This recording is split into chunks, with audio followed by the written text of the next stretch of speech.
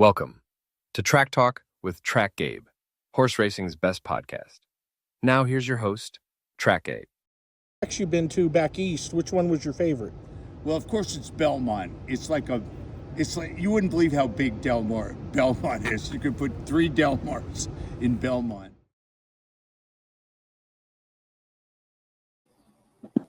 What is up? And we're back with the man, Matthew Totin. How are you, sir? Doing great, Gabe. Good to talk to you. Good to see you out there on the West Coast. You're looking fantastic. Greetings from the East Coast. Yes, greetings. West Coast, East Coast, I love it. I love your situation right there. I see you got the selections in the background. God, I love that, man. You're so yeah, cool. I think we got a really good. I think the late pick 5 tomorrow offers some opportunity. Try to give you a little framework here. I think that in race 10, I think that the Miguel Clement horse, the number 9, is a. I mean, you know, I don't like using the word lock, but it's a sure winners you're going to see.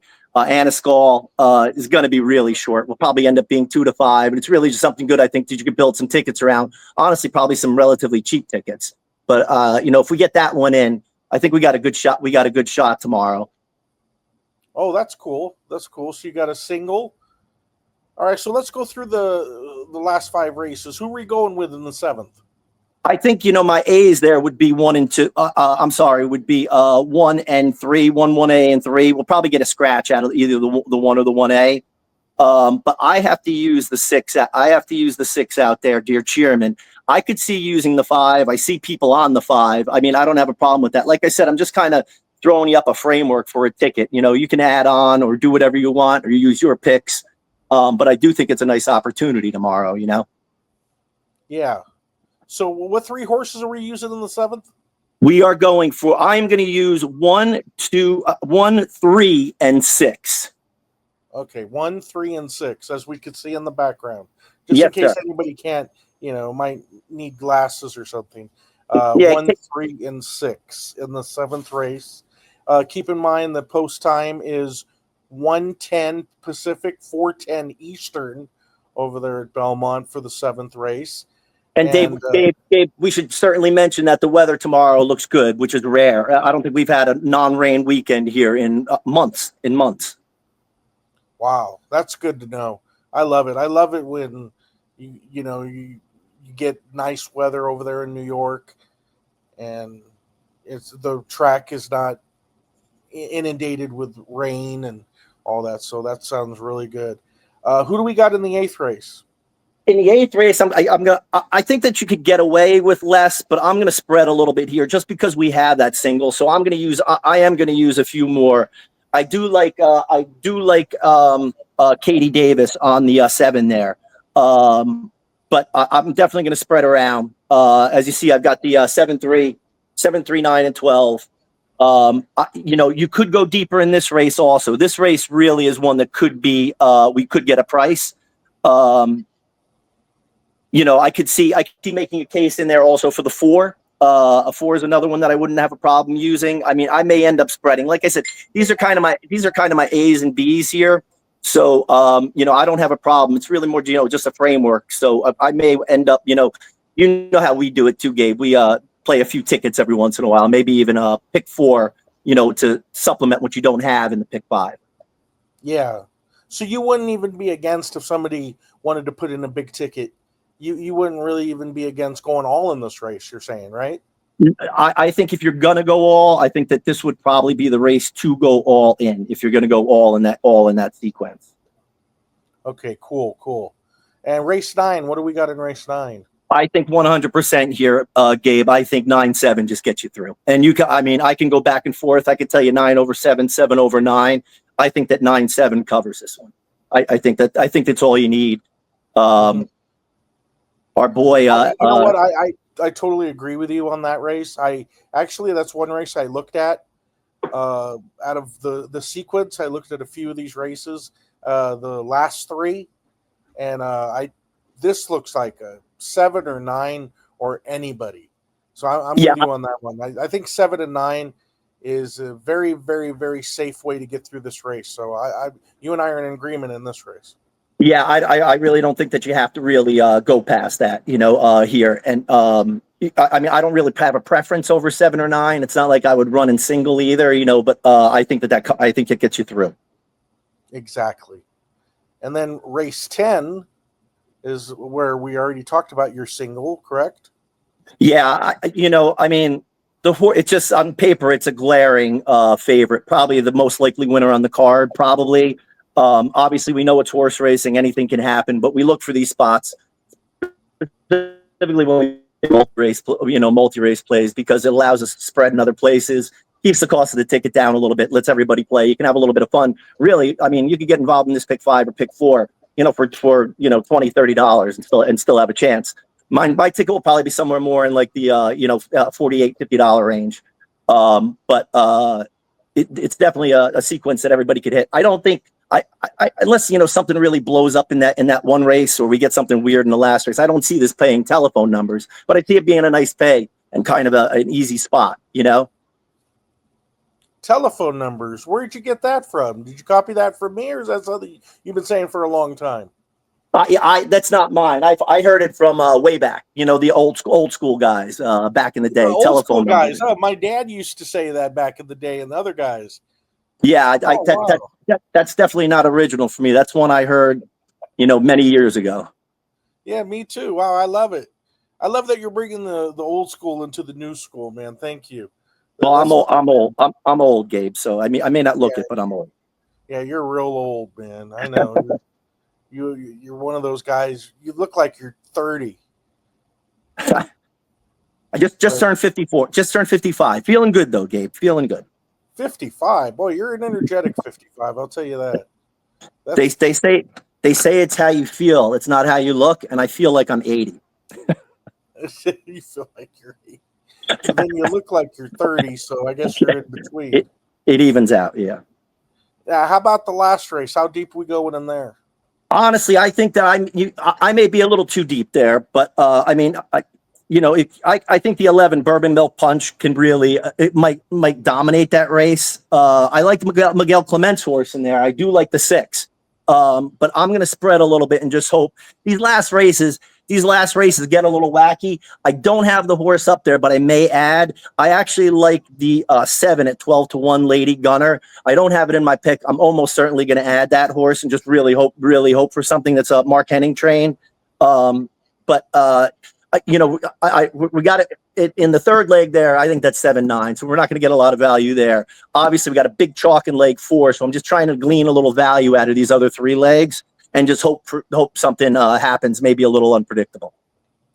Exactly, because if it chalks out in the other races, we're looking at a pick 5 that's going to pay less than $70 or $50, which is possible here. You know what I mean? But we're looking. I think that I'm looking for something in the range between hopefully $300 to $500. Just make a little bit of money. We're not going to make life-changing money on this sequence, I don't think, but I think it's realistic where you can invest a little bit of money and make a little bit of money.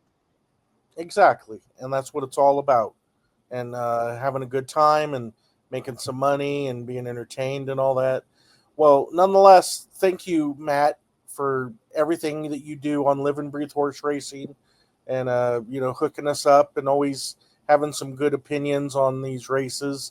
You're a very good handicapper and a very good fan of the sport. You have good opinions on it, and let's keep making money, man. Yeah, brother. Thank you, and good luck to everybody out there this weekend. Get it done. Bet with your head not over it, but scared money don't make money. Exactly. All right. Well, thank you so much, my man. All right. Have a great day, everybody.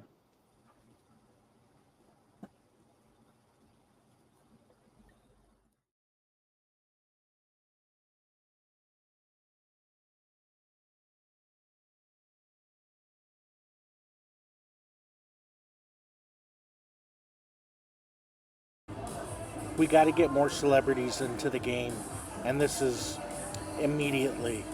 We have to get more celebrities, and I'm talking about the celebrities that the kids look up to. The influencers, the ones on Instagram, the ones with 5 million followers. Those are the ones that we need to get to the track. Let them spend a day at the track. They'll love it. You got to get these kids out there. The kids are the future of horse racing. Make sure this happens. Get the influencers on Instagram, on TikTok, on Snapchat. those that have millions of viewers, have them come to the track, pay these influencers, and we could get horse racing where it needs to be.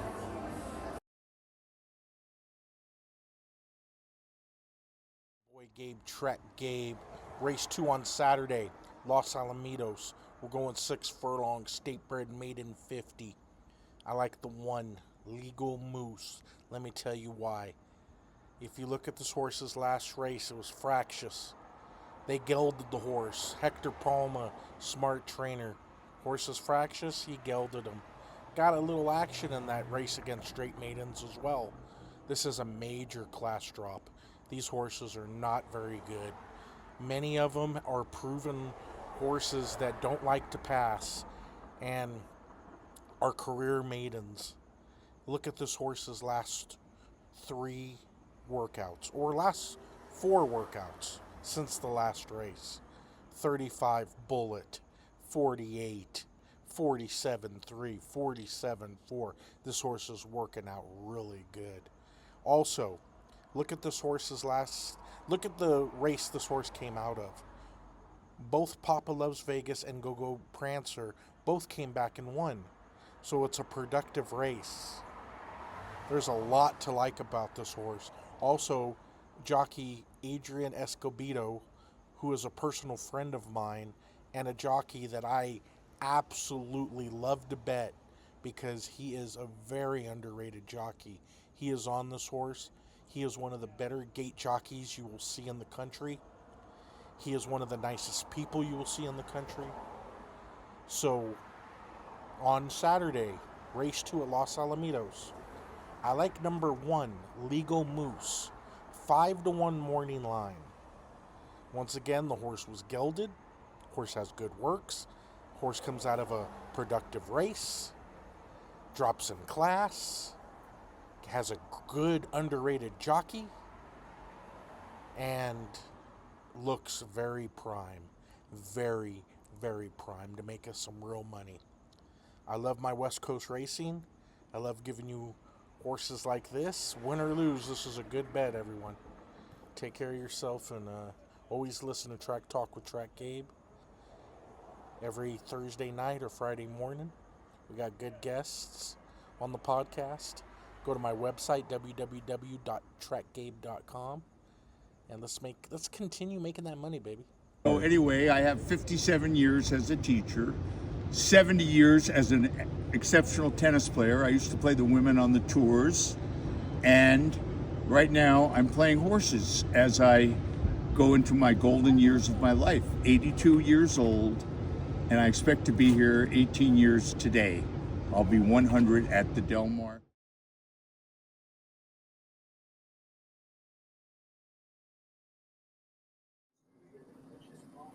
And we're back with the man, the myth, the legend, Richie Silverstein. How are you, sir? Excellent. How are you on this beautiful morning? Oh, I'm doing good. Thank you for asking. What do we got today? We got a pick 5 at Los Al. We have a pick 5 at Los Al. And the beauty of it is if we decide to single a horse in the first race and we're wrong, then we can come back with a pick 4. So it's a consolation. I've been hitting a lot of pick 4s races 2 through 5. The first race knocked me out quite a few times at San Anita, more than I care to admit. Yeah, that could happen. Yeah. Well, especially like race 1 today, you're dealing with 2-year-olds. Some of them haven't started. You're guessing. Mm-hmm. We're educated guessing. Exactly. I mean, at least you get to see the odds a little bit and see who they're betting. It's not AI. It's Ed Burghardt doing the morning line, and for some reason he made the Doug O'Neill Punto Forte 8-5 in the program, and the 6 St. Petersburg 3-1. I think the betting is going to go towards Baffert. Yeah, I was thinking the same thing. I think Petersburg is going to be the 6-5 even money favorite, and the one horse is going to be about 5-2, 2-1. You have Baffert, whose numbers at Los Al and the now defunct Fairplex were insane. I mean, he doesn't go over there to lose. He's got Mike Marlowe over there. Mike's probably been there about 15 years with Wayne, with Bob, and he gets these horses ready to roll. And I think, like you said, the six may go 6-5 even money with JJ on them. Yeah, JJ's record at Los Alamitos is insane. Yeah, so I is think it's Bob's. somewhere like over 50% or something over Yeah. the years. Limited mounts, so he only comes when he has something really good. Yeah, And, plus there's 2 or 3 horses today in the claiming races that he's been riding, and he just doesn't ride the race. He's Yeah. over there. He's over there to win. This is vacation time. If you're there, you're there. Like the 2-5 favorite in the state today for John Sadler, and this horse for Baffert. I believe. What did Bob give for this horse in the first race? 700,000. Yeah, Yeah. exactly. So you got to show up and ride a horse like this because you don't know what he is. Exactly. But then you got to think about if he was really good, maybe he'd be going for the big money at Del Mar. Yeah, I think he paid too much for this horse, and he knows what he's got, and he's going to start him. I mean, this race is kind of an empty race. You got an Indiana bred, a New York bred, a Cal bred. I mean, you don't have to be a great horse to win this straight maiden race. Plus, if you go back on his works, this horse was stabled at Los Al, so he's an overflow horse. But drawn outside with JJ, he's got to get the money. Like I said, there's 2 ways to look at the race. Doug O'Neill has knocked me out of more pick 5s this year. I can't get a line on his first-time starters.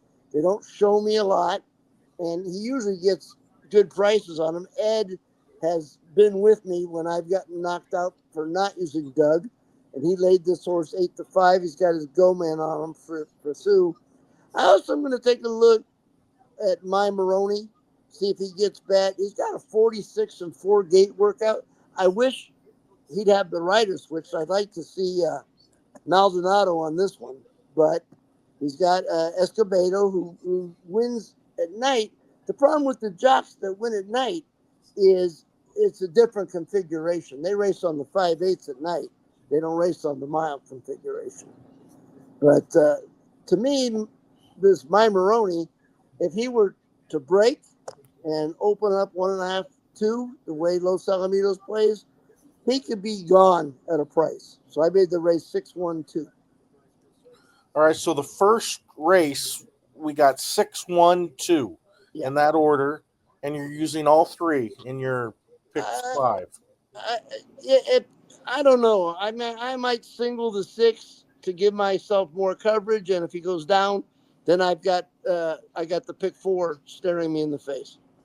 Oh, okay. So, all right. So we like 6-1-2, but we'll key the 6 in a pick 5. Yeah. All right. I like it. And then race 2, what do we got? Race 2, I happened to hear a piece that you made yesterday on a horse called Legal Moose.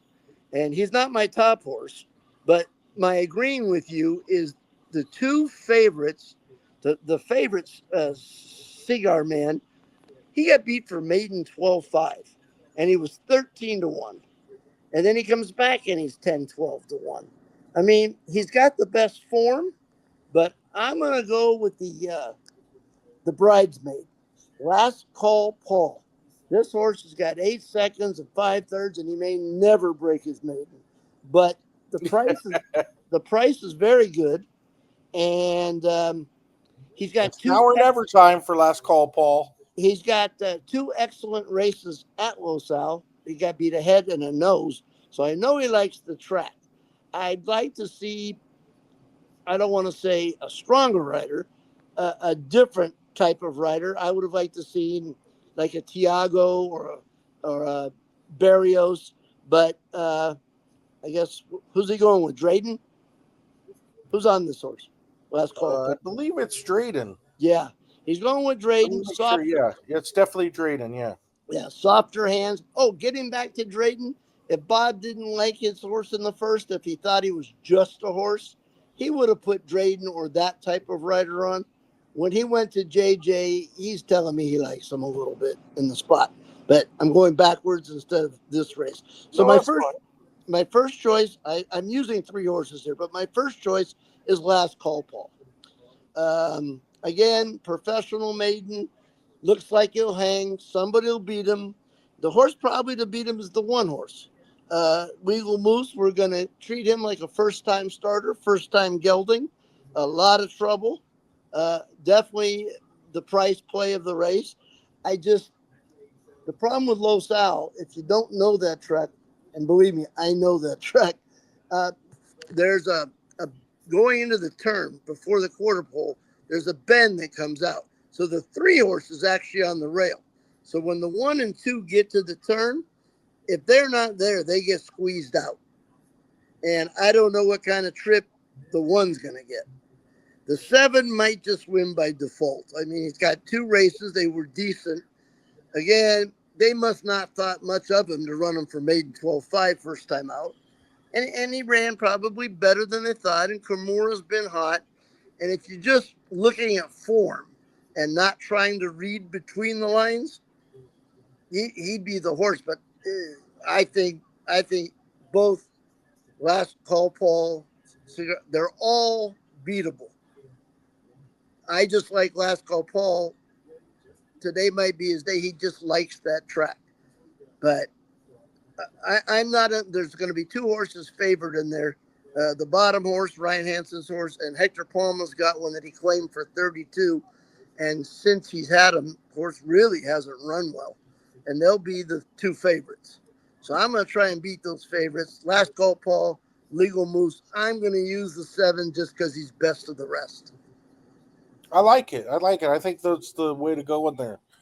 I think you're covering your bases. The 7 wins if nobody else improves, and probably by default. And of the 1 who is my top pick in the race, obviously, looks like a horse that has a lot of upside.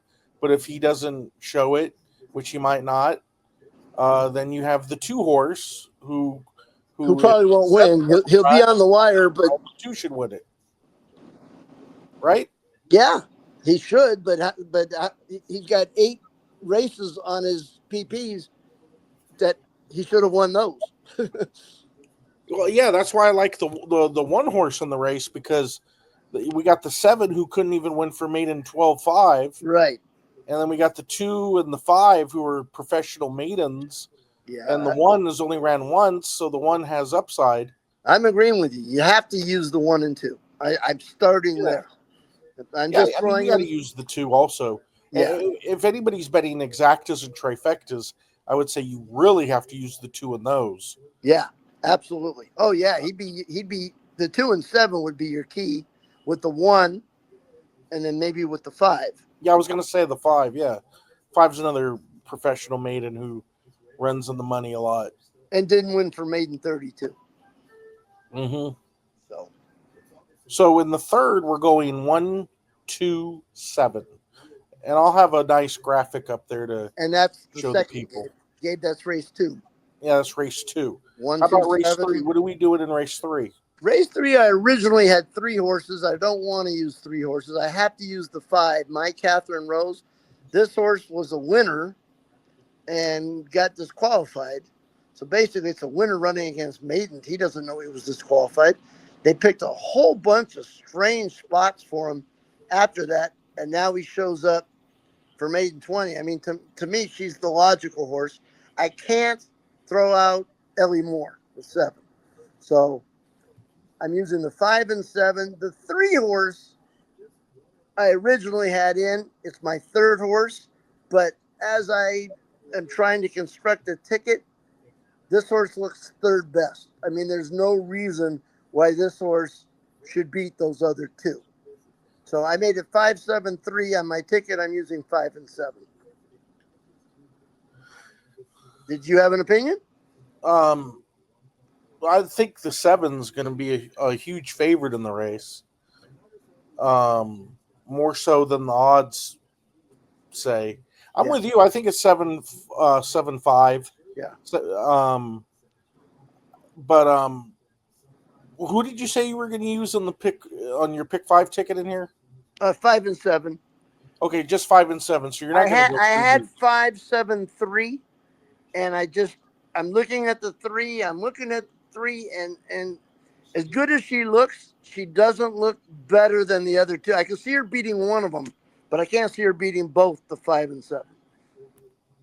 Okay. If I'm wrong, I'm wrong. I mean, she's just one of those horses. She's a solid fit, but she's my third horse. Oh no, I get it. It's just a question of how deep you want to go. And with race 5 being such a grab bag, I'd rather trim my ticket early so I can use more horses later on. See, we're not only giving horses, but we're giving strategies on tickets as well. And a lot of people don't know, but Richie's called in many avenues Mr. Pick 5. Yeah. Because he loves the pick 5. Love the pick 5. 5 as well. And like I said, one of the beauties of the pick 5 is, God forbid you blow in race 1, you've got still a shot to make money if you like a couple price horses. With our horse in the second race, Legal Moose, and a couple horses in the 4th and 5th, it will pay if we're wrong in race 1. And that's the thing about the pick 5. You get one good race to go your way. It could really multiply the payout real That's well. all you need. You get really two. Just get one good race. You get 1 9 or 10 to 1 shot, or 2 5 to 1 shots, and you're right in the $400, $500 payoff range. I know. And if you get a 5 to 1 and an 8 to 1, now you're looking 900 to 1,200. Exactly. Where you used to have to sign, but now you don't have to anymore. That's correct. Remember those days, Richie? Oh, I sure do. I'm sure you do. Now in the 4th race, how deep we going in there? I thought this was a tough race in my opinion. This was a very tough race. And I looked at it top to bottom. He's not my top horse. He's my 3rd horse, but you don't see it on the form. The 4 Short Man, I'm a little upset. I thought he'd be about 6, 8 to 1, and he still might float up. This horse loves Los Al. Got 3 wins over there, and I have to use him. My top horse in the race is a decent price. The 1 horse, Sakil. He goes back to Ayuso. He won for 16. He's more in form than the other 5. A lot of these horses are either coming off layoffs or they're just flat out of form. So I went with the 1 horse, Sequil. The 2 horse, King Apollo. He's looking for a level, and at one time he was much better than these horses. And I have to use Short Man, horses for courses. Yeah, let's talk about that, horses for courses. That's a major angle for me at Los Alamitos too. I think horses either love this track or despise it. Really, you'll notice anybody that's new to Los Alamitos, and I know there's always, every year, you know this too, there's always some newbies that are, haven't really bet Los Alamitos that much, that are looking to get into it, and they want to know the angles and the intricacies of the track. One thing you'll notice is there'll be a lot of horses that just don't fire on this track. Absolutely. Yeah, you'll see that a lot. And so keep that in mind when you're betting, because it's always good to have, if you like a horse that's shown that it's won on this surface before, that is a major plus, more so than other tracks, in my opinion. So absolutely. When we used to work Pomona back in the early 80s, it was a half-mile track. And you would see horses that were 0 for 17, and they'd jump up with Bill Stallings or Amy Rankin and Louis Ortega, and they would jump up and pay $50, $60, and there'd be some wise guy going, hey, he won here last year and paid $50. It was just when it was a half a mile, it was absolute horses for courses. Los Al was the same way. This mile configuration with the stretch that seems to last forever. You'll watch horses win there, and you'll open the form, and you'll just say, how did this horse win? Oh yeah. You can't see it on paper. And that's when we get to Del Mar, Santa Anita, and you miss a race, you can go back and go, oh, I missed this or I didn't see that. Here, horses win. They pay $18, $21. And you go, how did this horse win? Well, a horse like Shortman, he was a big price when he won both those races, but Ed remembers that and he laid him 7-2. I was hoping to get 6-8 to 1 on him. Well, I was going to talk to you about Short Man and the morning line. I'm kind of a morning line maker myself. Yeah. I tinker with it and all that, and I know the art of it. It's not an easy job at all. You're always going to make mistakes. You're figuring out what the public's going to bet, not what you like. Right. I think I respect Ed Burgard as much as anybody. I think he's top 2, top 3 money line creator in the country. He does his homework. He's really good. I think he blew it on Short Man though. Why is that? I think Short Man's going to be about 6 to 1, 8 to 1, like you want. That's what I thought he would be. But Ed knows this horse wins there, and it's a wide open race. I mean, these horses are out of form. The only one to me that has a little bit of form is the one horse, Sequil, and he goes back to Ayuso, and I think that's the key. I think your Sequil is going to be one of the favorites. I think the 5 Subligato is going to be one of the favorites as well. But this is a very tough race. He's got King Apollo at 5 to 2. I wouldn't be surprised if King Apollo is 5, 6 to 1. But you know what? I'm not going to hold anything against Ed. This is a very tough race to do a morning line. I would have botched it too. I was thinking Shortman be 6 to 1, 8 to 1, but Ed knows what I know. This horse is a different horse than Loso. Exactly, and I like Shortman too. Yeah, and I maybe this is a tough. To be honest, I think every horse in this race, other than Silent Heat, has a chance to win this race. And now I just put Silent Heat in the winner's circle. Yeah, I'm saying that. That one, Richie. Everybody knows that. Or you can go the other way. You like a horse called Legal Moose today, and he's going to be a good price. You can make a ticket and single the Baffert in the first, the single Legal Moose in the second, and use 5 and 7 in the third, and hit the all button. That's the way to go. I'm not in love with the 1, 2, or 4. To me, the one horse was the closest horse to being in form. And Shortman loves the track. So I made the race 1, 2, 4. Yeah, this is a tough one, man. This is one of those races where I don't know what to do. And then, another thing to mention in this race, you got Maldonado and Tiago Pereira who are riding in this race. I think it's worth mentioning that these are the 2 of the top jockeys in the history of Los Alamitos thoroughbred riding. I don't know exactly their numbers, but Maldonado's number 1. Yeah, you're right. Maldonado's number 1. I think Tiago's number 3. I know Pedrosa's number 2. Still. Oh yeah, he won over 100 races at Los Al. Wow, God. And who was his agent? Yeah, some guy just disappeared. Yeah, some guy that just disappeared to the desert. Yeah. And wow, yeah, I believe Tiago's number 3. That wouldn't surprise me. And yeah, I'm pretty sure. I mean, I seen the recently. Corey Black still has to be in the top 5 or 6. He was both of them have won over 100 races, Maldonado and Tiago. So maybe Tiago's second.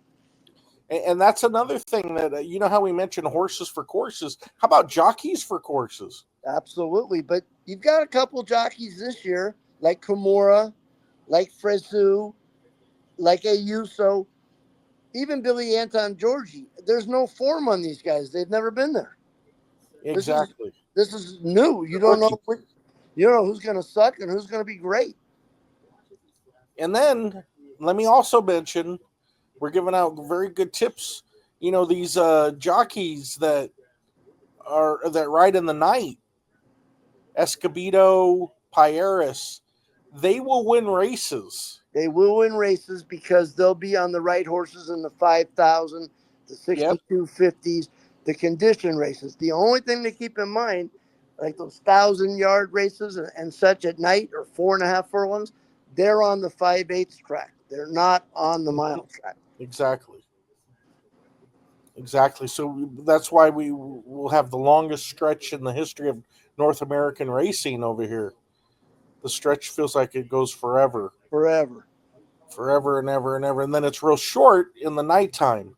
Right. But I'll tell you one thing that anybody who's listening as well, I know we're dragging on this. I don't want to go too long, but Edgar Payeras, he really rides this track good on both the morning and the night. So anytime anybody sees Edgar Payeras, either night or day, he really knows this track well, and he always seems to hit with a bomb or two every meet.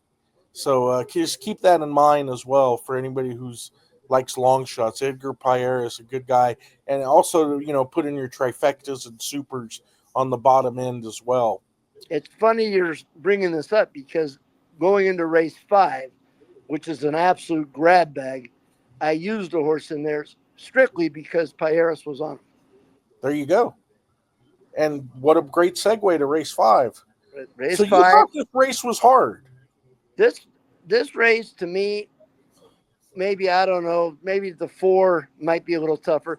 This is a tough race because we're handicapping trainers that we've never heard of. The ones we have heard of, they don't win. That's why my top horse in here, I went kind of with trainers in this race. My top horse is the 7, Graze and Touch. Both of her wins lifetime are at Los Al, and they're back-to-back races. Obviously, she didn't beat that much, but since her layoff, she seemed to have found herself. We don't know how good she is. Paul Aguirre, very good at Los Al and those type of horses. Paul Aguirre went to Daniel Murphy. I thought this horse was well spotted. Graze and Touch. My second horse, I don't really like this horse, but I couldn't throw her out, was the 8 horse. I knew when you said that. I knew exactly. It's funny how that happens. I don't like this horse, but at the same time, 6,250 now winners of 3. Maybe. I don't know. The third horse I'm using is Born to Stay. Very, very honest horse, gets Payeras. I have a 4th horse, but I'm not going to use her. I've talked myself off the 1. She hasn't run in a long time. I like Peter Miller. I hate the 1 hole in those short races because the elbow comes up, and if you're stuck down there, you're not going to get out. There's going to be some speed in here, and I lived at the 1, and in order for her to show speed, they were in the 6.5 races. 5.5, I don't think she'll be as close. I know she's fresh, and fresh horses can show speed. But if I could go 4 deep, it'd be 7, 8, 5, 1. But I don't think I'm going to use the 1. I just liked her 114 workout. I wish she had gotten a different post, just a different post, where if she's not quick enough, she can lay 3rd, 4th in the mix and run to that work. But being down in there with a lot of riders that never ride against the better riders, they're going to be sending and gunning, and I see all kinds of pace, and that's why I have to use the Born to Stay with Payeras. I think he'll have this horse in the absolute pocket. Should be laying 3rd, 4th. This horse tries every time. That jock tries every time. So if the 7 or 8 don't fire, or if they're not good enough, then I'm looking for the 5. Hey, that's all. That sounds real good to me, Richie. Did you like anything in there? Yeah, and I like the 8 horse in here because I think he's dropping in class considerably. Yeah, that's why I had to use it. I'm a little afraid he doesn't have the punch to win races. So other than that, I'm going to use your 5 now that you mentioned him, Edgar Payeras. I mean, we were just talking about him, and then you mentioned you liked him. Yeah. I do think you have to use the one, but I understand you not Okay, wanting to use it. I can use the one. Like I said, I would really like the one if she was in the 6, 7, 8 hole. I'll tell you one thing with the one. This is one of those races where I'll know 5 seconds in if the one's going to run a big race or not. If he breaks good and he's on top and he gets the lead, then I think the one has a huge chance. But if he breaks poorly or not, or it doesn't have the lead and gets stuck in that elbow, no, and then I won't like it. Yeah. And then I think the horse will probably run off the board. Well, So, that's a. Will you be there tomorrow? no. Okay, because like I said, a lot of these horses at that level are paddock picks. You'll see some wild horse that looks insanely great for a $6,000 claimer. That is another wonderful, wonderful mention. As somebody who looks at the paddock as much as I do, I'll let you guys know a lot of these, and you'll know this, Richie. I mean, you've been in the paddock more than anybody in the world. A lot of these times, especially when the classes are higher, they all look good, right? Yeah. The stake Like horse. an allowance race, stakes race, they all look good. They all look good. Some look better than others. Some a little better than others, exactly, but they all look good. But in these claiming races or maiden claimers or lower level races, you could really tell, you could tell them apart. So I'm glad that you mentioned that. I think it means a lot more Yeah. in lower level races, and Definitely, definitely Lost Owl is a I good hate to place use do this paddock pick. word. Somebody owns these horses, but a lot of them, when you get down to 5,000, 6,250, maiden 12.5, a lot of them look like drowned rats. No, And but you're right. and one of those notorious drowned rats shows up one day, dappled out and prancing on her toes and shit. You go, this is her day. Yeah, no, you're right. And that's that horse that you'll see that usually runs fifth, sixth, fourth, and then all of a sudden's got that win, and then then she wins, and then Yeah. she doesn't win again for another 3, 4 races. Yeah, And you also, it's funny that you said she, because you'll see that a little bit more with fillies too. definitely. Fillies will, And I know you have a lot of female players. I don't want to insult anybody. The females, and especially in the lower levels down in the claiming ranks, they're very temperamental. And some days they just don't want to run. And some absolutely. days they really want to run. And I find that more with fillies and mares than you do with colts and geldings. Absolutely. I've been told that by many. I'll even tell you, when my dad owned horses, the fillies vet bills were always more than the colts and vets bills. So there's something to that as well. And I've been told that by others as well. So, yeah, I mean, we all have our moments and stuff. And so I claimed the filly named Sempre Benny. I claimed her at Bay Meadows for 8,500, and she ran dead last, beating like 17 lengths.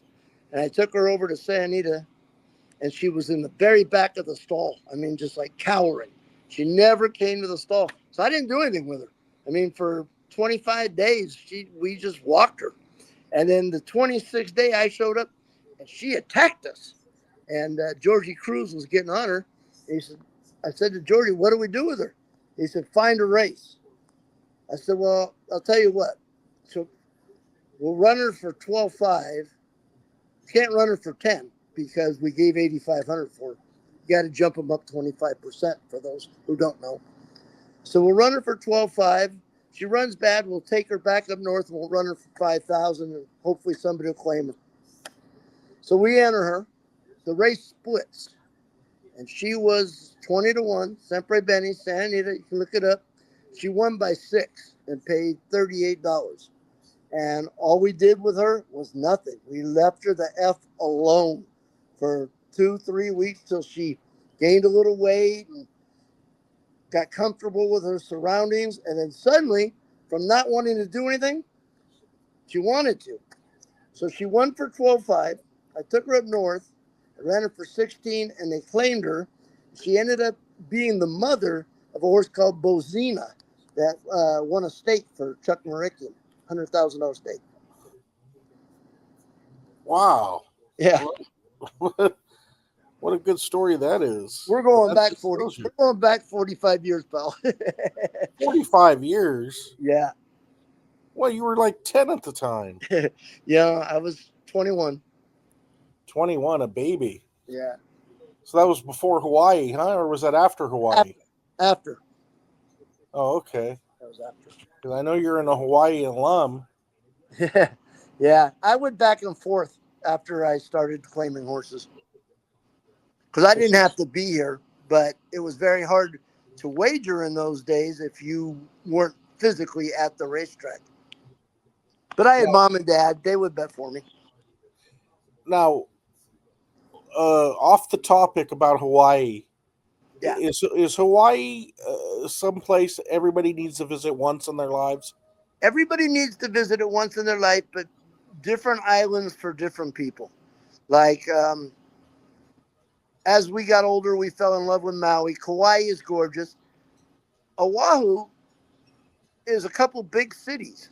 And if you're going for restaurants and nightlife and Waikiki and people watching, you want to be on Oahu. You want to be in Waikiki. If you're going to get away and relax, you want to be on Maui or the Big Island. If you want to go someplace very tropical, you're into plants and flowers and stuff, you want to be on Kauai. So, yes, it's a must see for everybody, but not each island is for everyone. Wow. That's some good information there. Yeah. Kauai is also 10 degrees cooler than Maui and Oahu. So, if you think you're going, when it's 85 degrees from May to whenever, because the temperature never changes there, you only need one wardrobe. In the wintertime, you get maybe a high of 69 with a low of maybe 60. And the summertime, you get a high of 89 with a low of 65. So the only thing is, like I said, you go to Kauai and you think it's going to be 85, 90 degrees in the summer. No, it's 75. God, that sounds good. Kind of sounds like Del Mar a little bit. Yeah. Yeah, but Kauai is more authentic. It's more rustic. I remember when I was living there, there was no street signals anywhere on Kauai, and they never had any problems. Well, they put in 2 street signals at their 2 busiest intersections. Their busy intersections are like Laughlin's intersection. There's nobody there. As soon as they put up the lights, they had an accident because people didn't know when to come, when to go. Everybody's so friendly and so courteous.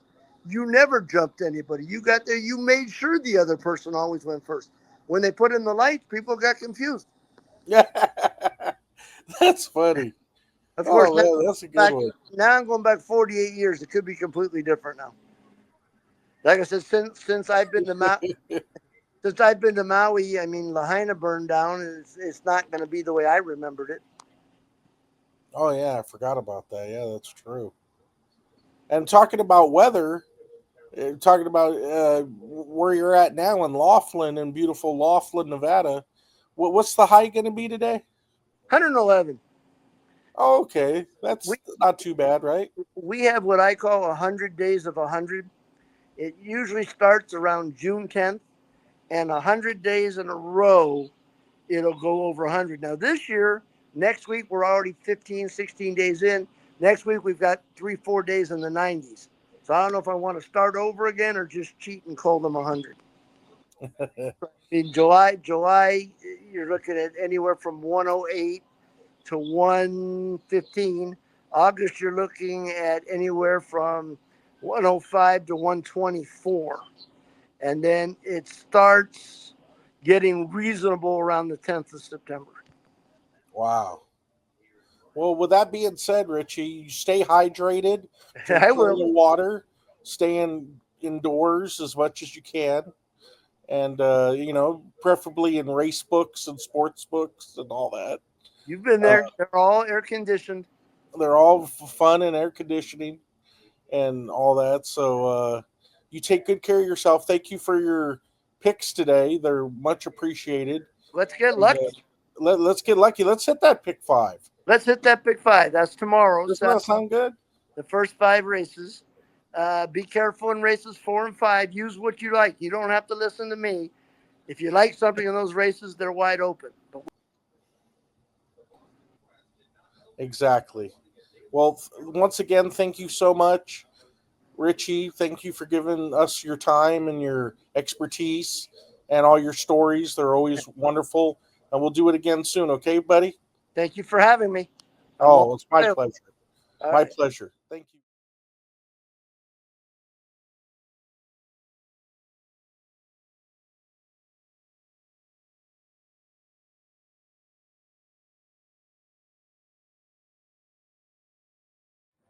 What is up? We got the boy, Bobby Cafferio, back in the house this week for another run. What's up, my man? What's up, man? What you got for us this week? I know you're roaring to go. All right, I got this that time of year where nothing else but the donkey tracks are running. So here we go. Friday night, I got one at Penn National. We got the Penn Mile. Obviously, everybody knows Zulu Kingdom. What is he?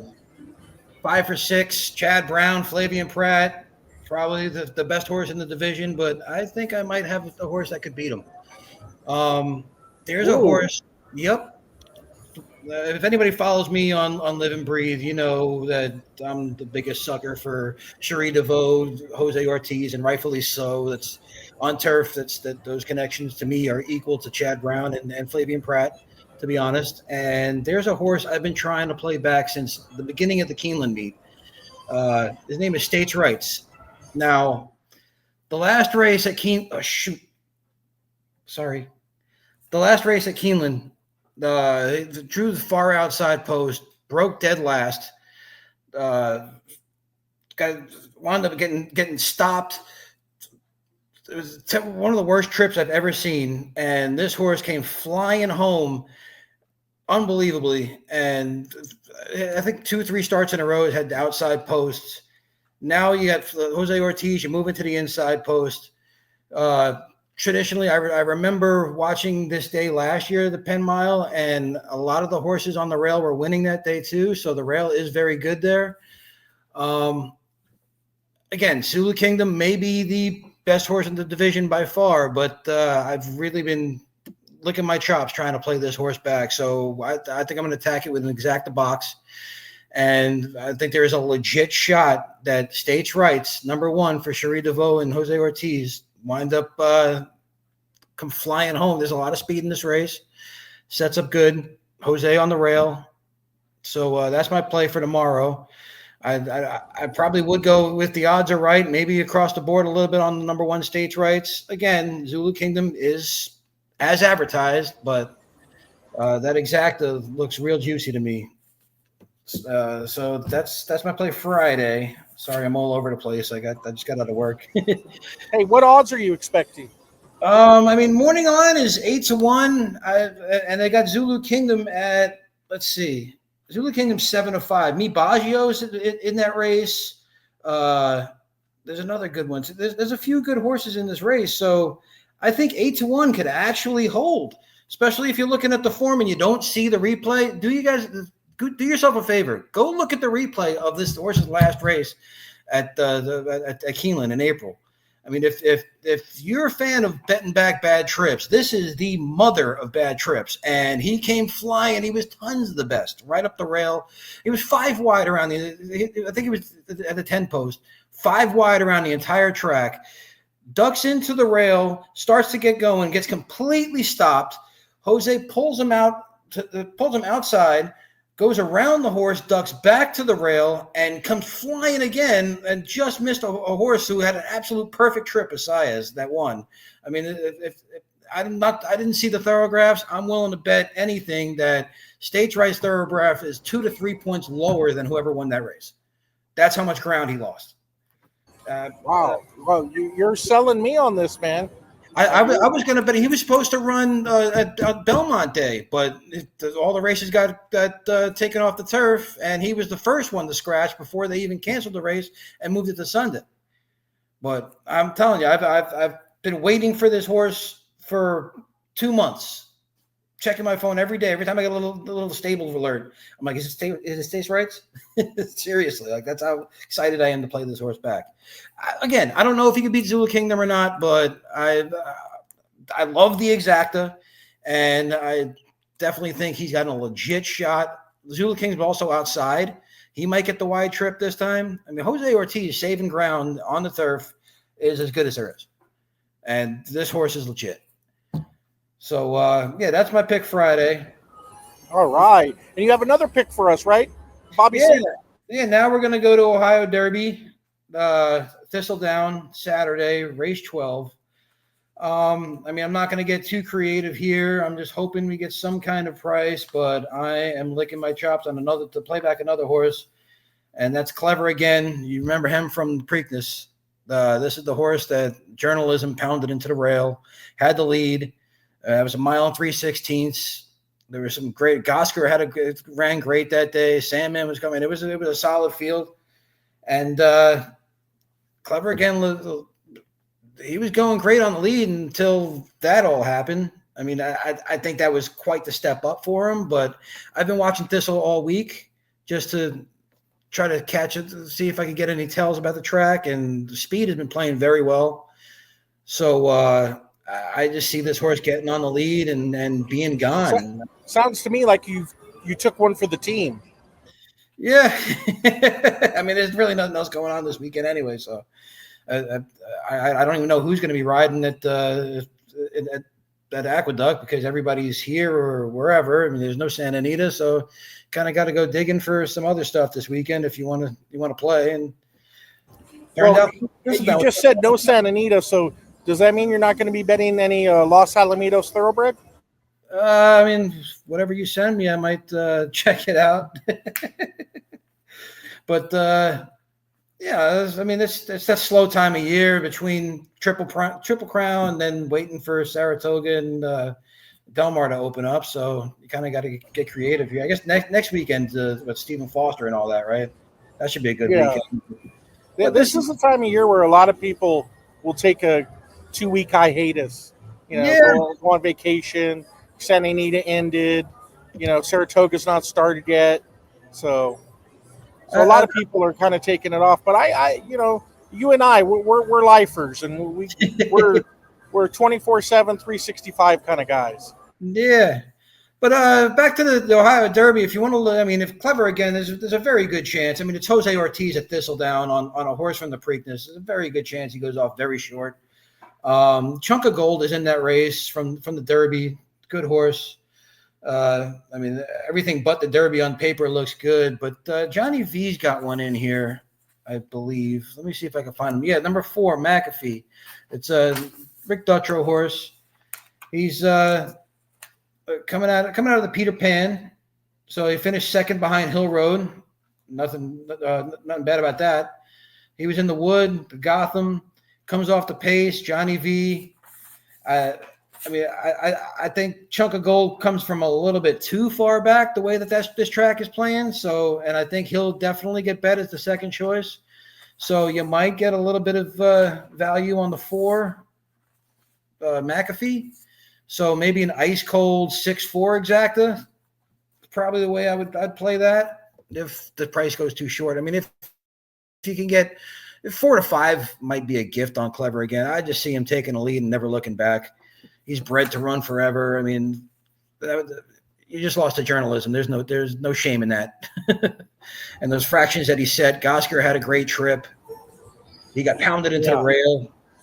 You could definitely cross that one off. But yeah, I think he runs away with it. And McAfee, maybe if you want to play a try, like maybe a $20 try, putting Clever Again on top with Chunk of Gold and McAfee second and third, you could get a decent payout like that. I remember one time I did that at it was either Santa Anita or Del Mar, and Chosen Vron was like 1 to 9, and I actually did it off of your sheets. I saw you had the horses second and third, and I just played a $20 try, putting Chosen Vron on top, second and third, the other 2 horses that you liked, and it came back paying like $240, $250, just because one of them was like a 10 to 1, 9 to 1, whatever, and he wound up finishing second. I don't see that paying that here, but still, A lot of times, maybe you get some local money going into one of their favorite horses that are in the race. I don't know, but trying to find value here, and with a horse that I just don't think will lose the race in a race that sets up very good for him on a track that's playing to his strong suit. So Clever again, big time win candidate. Well, you know what? Wonderful, wonderful work for me, my man. And I appreciate your time, and I appreciate everything you do in the group. And I'm probably going to be blindly following you on stage left. I looked at the race States right. briefly, and I didn't have a strong opinion, so I respect your opinion a lot. So why not just go with somebody who has a strong opinion in that race? Go back and watch that replay. I know you're a big replay guy. You're going to be salivating I will. to see this. You know what? I got a surprise for you about that replay. You'll see. All right, my man. Well, thank you so much. You take care, and we'll do this another time very soon. Okay, brother? All right, great. You take care of your long shot. Comes in race number 3 over there at Los Alamitos. I like the number 2 horse, Reckless Optimism. Now, if you look at this horse closely, you'll see that he had a bad start last time. Off slow, hit the gate against much better horses. So this is a big class drop. Goes from Tyler Bays to Escobedo, which I consider a nice upgrade.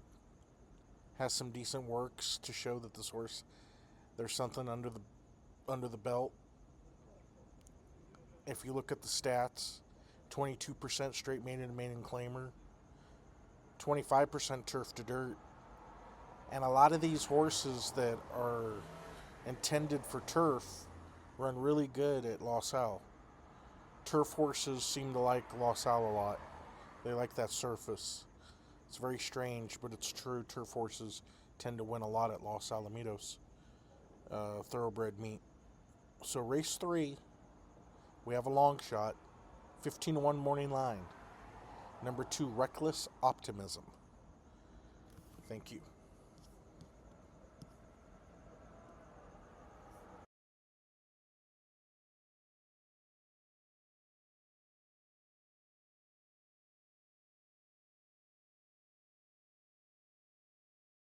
Thanks for watching. Don't forget to join Live and Breathe Horse Racing Group on Facebook. We have over 9,000 members. Join now.